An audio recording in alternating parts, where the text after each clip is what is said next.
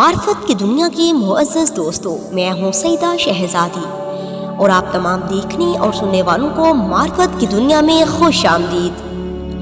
ناظرین گرامی، امام مہدی علیہ السلام کے ظہور کی ایک بہت اہم نشانی جو حج کے موقع پر پوری ہوگی، یعنی کہ اس وقت جب لوگ خانہ خدا کا حج کر رہے ہوں گے تو دوران طواف یہ نشانی پوری ہو جائے گی، اور اس نشانی کے پورا ہو جانے کے بعد قائم آل محمد خروج فرمائیں گے۔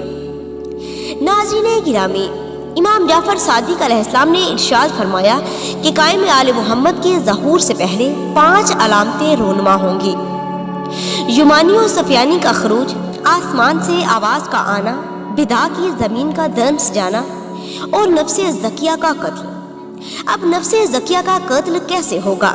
ناظرین گرامی، یہ ان کا قتل حج کے دوران ہوگا، جب لوگ اللہ کے گھر کا طواف کر رہے ہوں گے، تب ایک جماعت ان کو بے دردی سے شہید کر دے گی اور خانہ خدا کی حرمت پامال ہو جائے گی۔ ناظرین گرامی، علی بن مہریاز یہ کوئی معمولی شخصیت نہیں ہے، بلکہ علی بن مہریاز وہ ہیں جن کا یہ وتیرہ تھا کہ جب سورج طلوع ہوتا تو یہ سجدے میں جاتے اور اس وقت تک سر نہ اٹھاتے جب تک اپنے 1000 بھائیوں کے لیے ایسے ہی دعا نہ کر لیں جیسے اپنے لیے کی تھی۔ شیخ طوسی نے ان کو سکا قرار دیا ہے۔